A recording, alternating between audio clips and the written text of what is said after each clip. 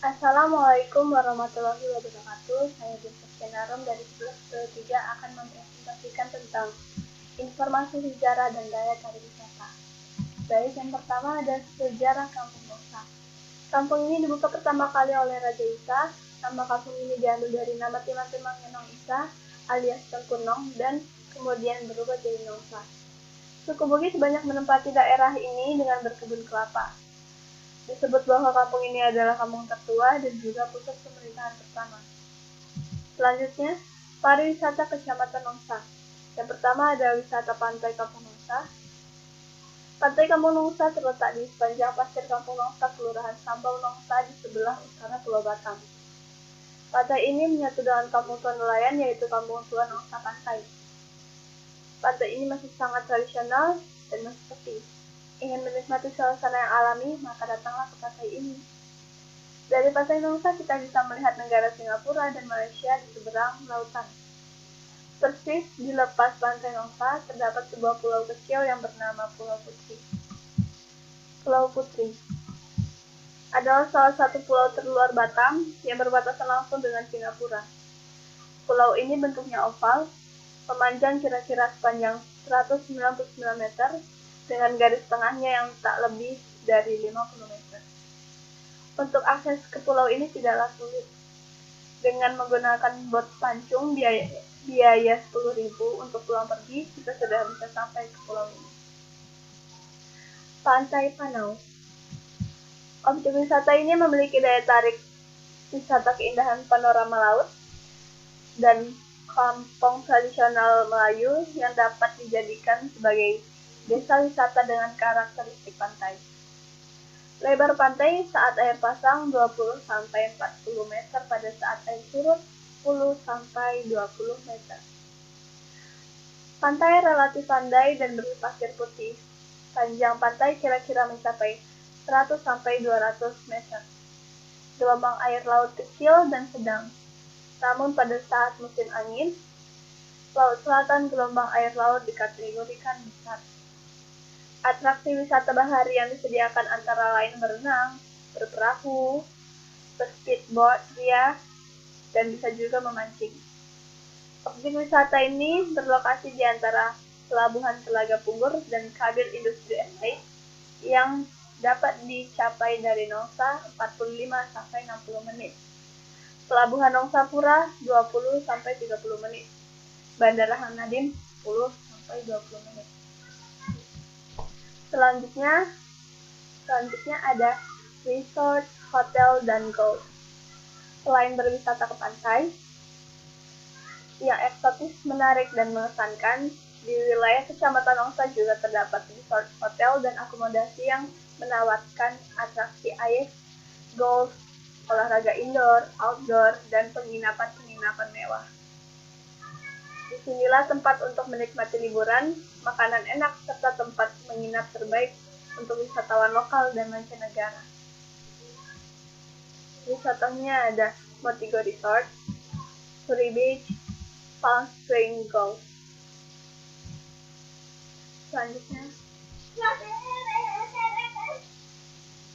Selanjutnya ada wisata budaya, dikenal sebagai sebutan rumah limas potong karena bentuk atapnya yang menyerupai limas yang terpotong dan berdiri tidak langsung di atas tanah atau disebut rumah panggung. Rumah yang dibangun oleh Haji Karim ini kini sudah tidak berpenghuni. Rumah ini memang sengaja tidak ditinggali dan dijadikan sebagai rumah catok khas Melayu di Batam. Selanjutnya ada wisata sejarah.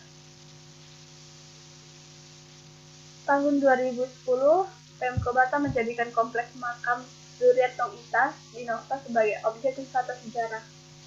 Kompleks makam Zuriat Nong Isa berarti kompleks pemakaman para kerabat dan keturunan dari Nong Isa. Menurut catatan sejarah, Nong Isa atau Raja Isa bin Raja Ali adalah penguasa pertama Pulau Batam. Tahun 1829, beliau memperoleh mandat dari Sultan Riau yang di-Pertuan Muda Riau VI untuk memerintah kawasan Nongsa dan sekitarnya. Kawasan Nongsa dan sekitarnya tak lain tak bukan adalah Pulau Batam.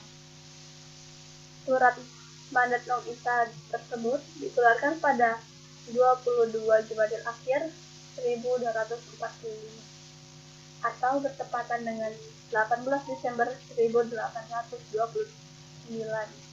Tanggal tersebut kini ditetapkan sebagai hari jadi Kota Batam. Selanjutnya, kita masuk ke sejarah rumah Dimas Potong. Rumah adat ini termasuk dalam kategori rumah tradisional yang berasal dari sana. Lokasi ini terdapat di Kampung Teluk, Kelurahan Batu Besar, Kecamatan Nusa Batam. Ini contoh rumahnya. Dan rumah Dimas yang dimiliki oleh orang Melayu di Kota Batam ini sudah berdiri sejak November 1959. Jika melihat tahun pendiriannya, memang rumah tradisional ini cukup tua dan sangat wajar dijadikan warisan sejarah bagi orang Melayu. Rumah ini dibangun oleh Haji Abdul Karim, namun fungsinya yang sebagai tempat wisata ternyata masih sangat baru diresmikan, yaitu sekitar bulan November tahun 2011 kemarin. Masih terbilang sangat baru untuk sebuah tempat wisata, itulah mengapa masih termasuk sedikit pengunjung yang datang. Selanjutnya ada Jembatan Barelang. Ini ada sejarah dan spot foto di Jembatan Barelang. Nama Barelang sendiri diambil dari singkatan nama 3 pulau yang dihubungkan oleh jembatan ini, yaitu Batam, Rempang, dan Galang. Dahulu nama pembangunannya hadiri melibatkan ratusan insinyur Indonesia tanpa campur tangan tenaga ahli luar negeri. Pembuatan ke-6 jembatan tersebut berlangsung selama 6 tahun dari 1992 hingga 1998. Namun, nama asli jembatan ini sebenarnya diambil dari nama raja-raja yang pernah berkuasa di kawasan Melayu Riau pada abad 15 sampai 18 Masehi. Adapun nama jembatan ini ialah Jembatan Fisabilillah 1 atau Jembatan 1, Jembatan Narsinga Jembatan 2, Jembatan Raja Ali Haji Jembatan 3, Jembatan Sultan Zainal Abidin Jembatan 4, Jembatan Tuanku Tambusai Jembatan 5, dan Jembatan Raja Kesi Jembatan 6. Selain kaya akan sejarah, Jembatan Barelang atau Golden Gate ini juga menawarkan pemandangan menawan dengan latar belakang pemandangan laut biru dan pulau-pulau kecil di sekelilingnya. Pemandangan paling apik adalah saat matahari terbit sekitar pukul 5.50 waktu Indonesia Barat. Ini salah satu fotonya. Nah, ini bukan. Selanjutnya, selain Jembatan Barelang, foto yang dekat dengan tempat tersebut adalah Jenang Melayu. Kita bisa melihat Jembatan Barelang yang terdapat tepat di belakang spot foto yang ada di Jenang Melayu dengan disertai panorama lautan biru dengan pulau kecil disertai pohon hijau. Ini adalah Gapura Jenang Melayu. Dan ini adalah monumen Jenang Melayu. Ada pula pedagang yang berjualan di pinggir jalan Jembatan Barelang yang disebut pedagang kaki lima. Pedagang kaki lima cenderung lebih menjual seafood seperti kepiting dan juga yang menjual jagung bakar, kelapa, dan lainnya.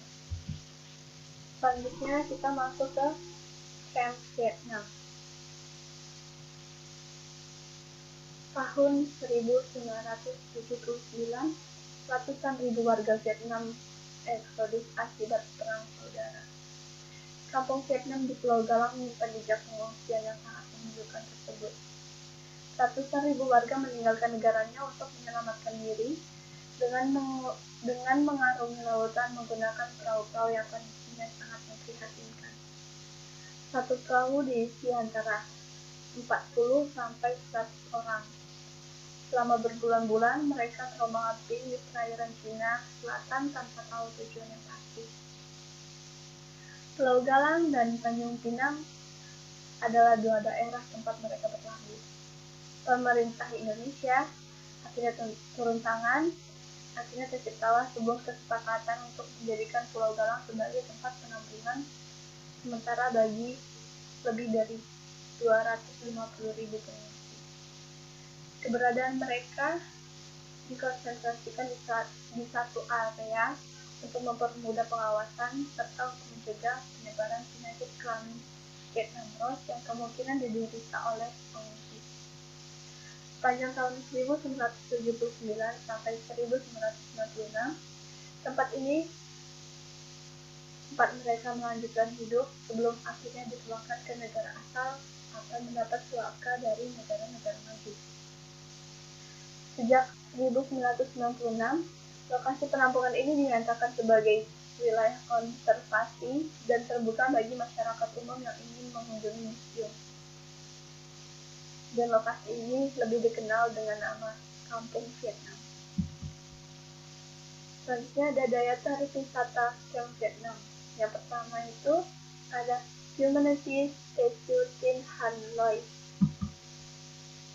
Tin Han Loy adalah korban perkosaan yang dilakukan oleh sesama pengungsi. Karena tak kuasa menampung malu, akhirnya ia memutuskan untuk bunuh diri. Ini adalah patung kemanusiaan. Yang kedua ada Monumen Perahu. Perahu inilah yang mereka gunakan untuk mengarungi Laut Cina Selatan hingga sampai di Pulau Galang. Ukurannya memang tidak terlalu besar, tapi pada saat itu mampu menampung hingga 100 orang. Yang ketiga ada pemakaman Nyat Trang Galang. Kompleks pemakaman Nyat Trang Galang adalah tempat dikuburnya 503 orang pengungsi yang meninggal akibat wabah penyakit yang mereka bawa. Yang keempat ada Museum Camp Vietnam. Di Kampung Vietnam ini juga terdapat sebuah museum yang menyimpan barang-barang peninggalan para pengungsi lengkap dengan foto-foto mereka. Selanjutnya ada Vihara Quan Am Thu. Vihara ini adalah salah satu tempat peribadatan yang didirikan di Kampung Vietnam. Sebenarnya masih ada tempat peribadatan lainnya seperti gereja Katolik, gereja Protestan, dan sekolah, rumah sakit, dan penjara Kampung Vietnam. Di Kampung Vietnam Pulau Galang ini, kamu juga akan melihat bangunan rumah sakit dan juga penjara.